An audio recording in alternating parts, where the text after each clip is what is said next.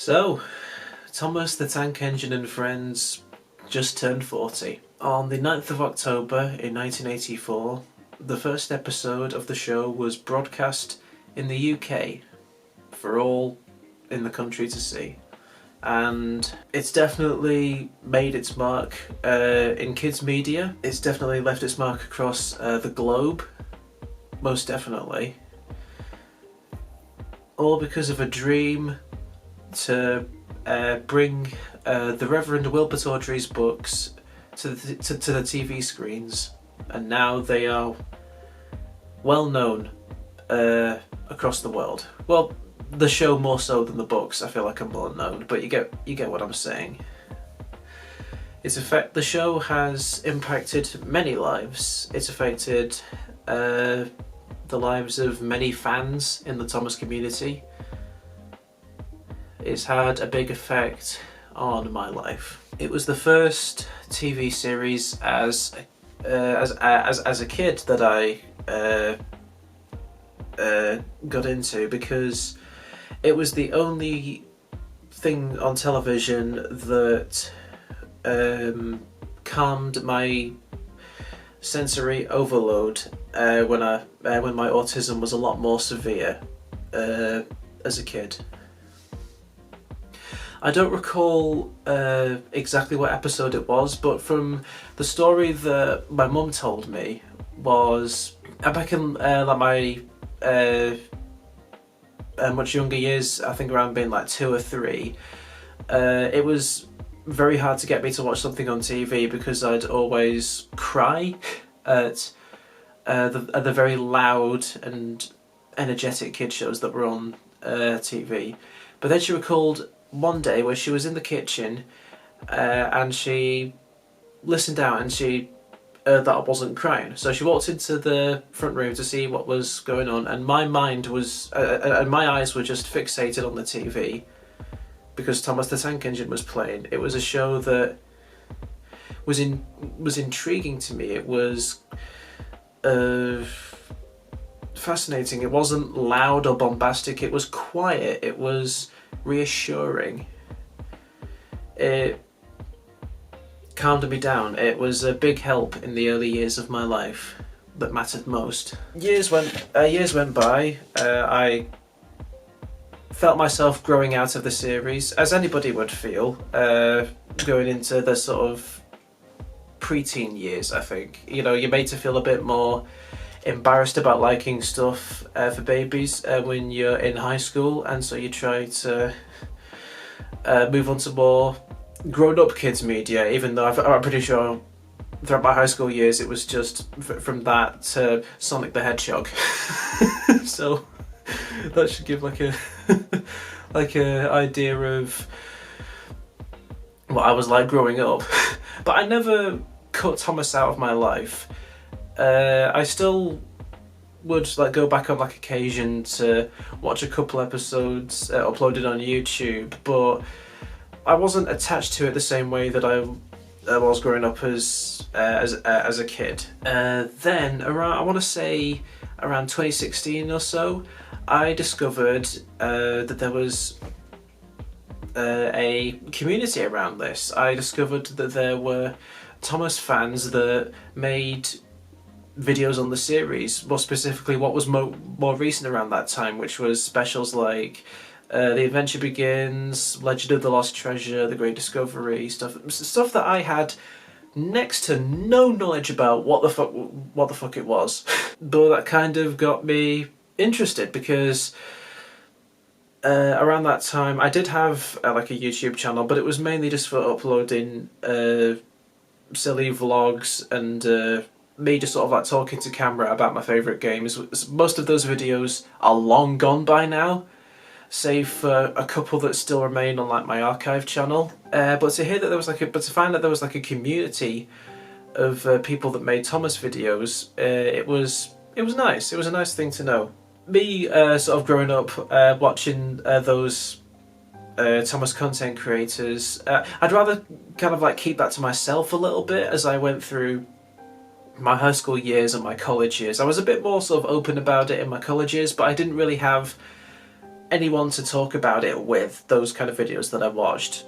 Then then the 2020s happened, and not only was 2020 the year that I started uni, but as we all know, a big fucking thing happened that made the social lives of everybody very tricky, to put it in very light words there. So, the year was 2021.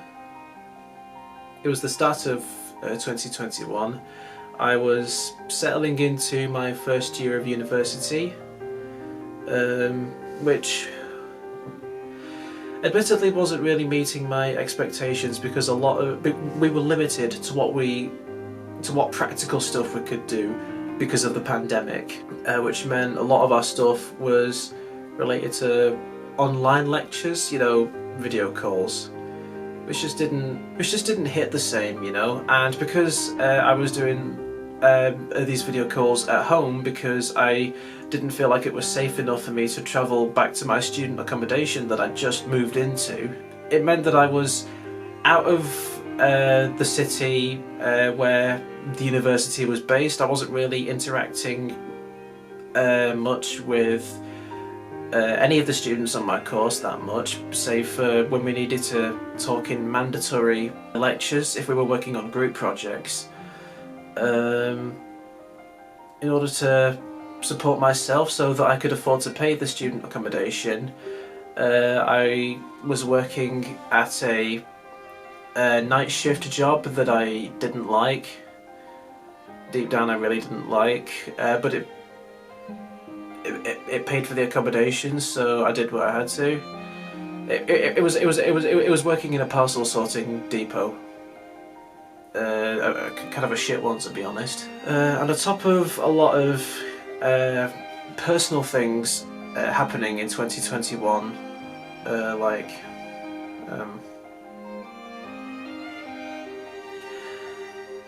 finding out that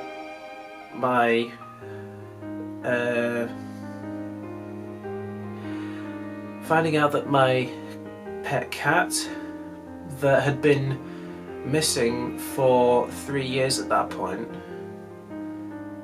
had actually not been missing, but had actually died 3 years ago. To find that out in 2021, along with a lot of other personal things going on, I was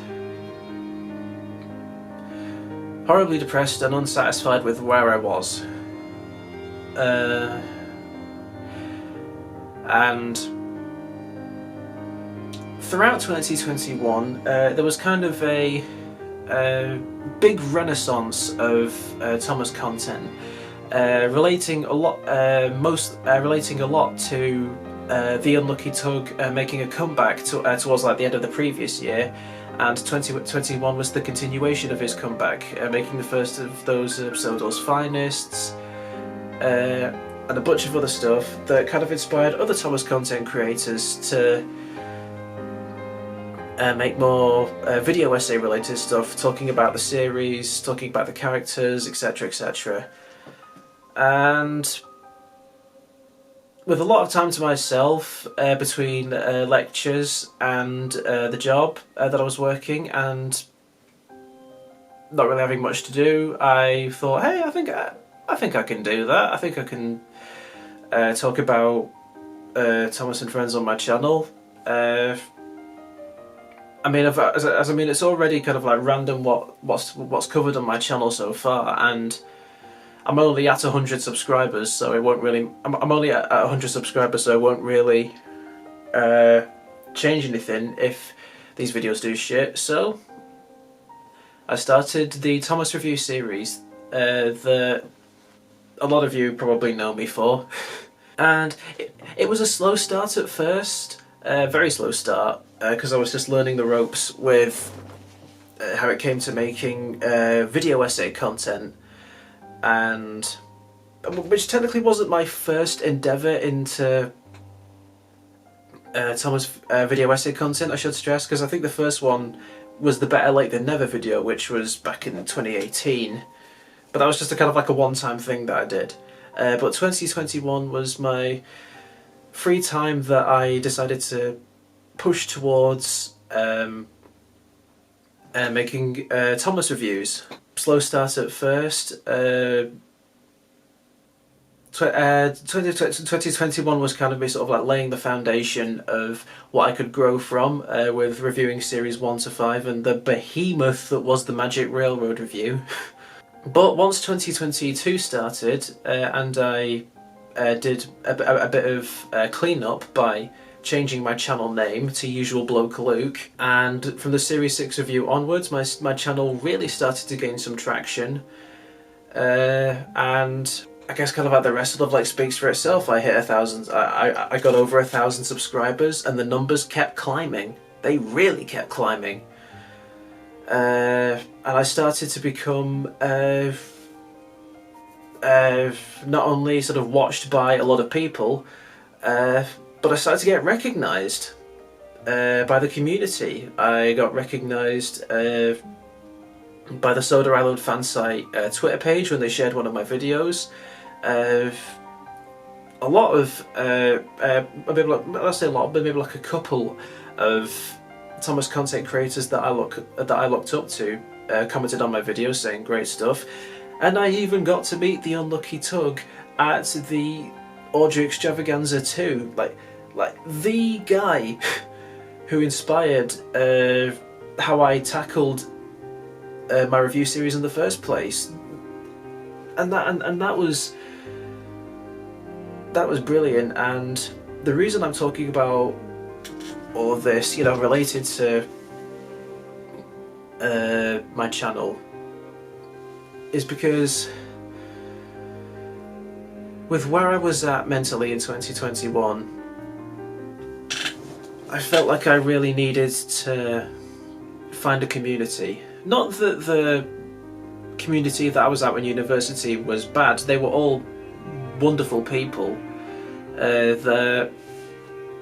It was an absolute honour to graduate with them last year, but to find a community where I feel like I didn't have to pretend anything. To pretend that Thomas and Friends, the show, the series, doesn't mean that much to me, because it does. I didn't want to pretend that to those people. And I was very fortunate to find that community through making those videos. If it wasn't for me making those series reviews and continuing to push Thomas content with the individual episodes that I reviewed for their deeper meanings, I wouldn't have made those connections, and I wouldn't have found the place that I feel I have now. A place where I don't feel like I have to pretend anything. Most especially whenever I go to the yearly Audrey Extravaganzas. The Talyllyn Railway during the Audrey Extravaganza is a time and a place where I feel I can just walk in and not have to put on any kind of facade around these people. And not only do I feel like I can be more of myself around these people, but in many respects I'm looked up to by them because of the content I create, because of the opinions that I share, the way in which I present my videos, the laughs that I love to get out of people with my videos. Thomas and Friends help me find my purpose in this world. And I hope that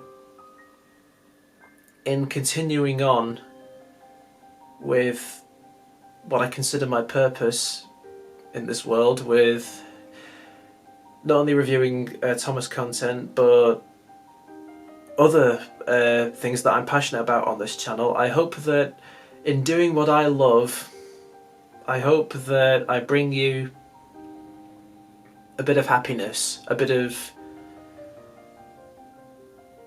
joy, a bit of laughter, a bit of reassurance that despite how shit things are, everything is going to be okay. Happy birthday, Thomas and friends.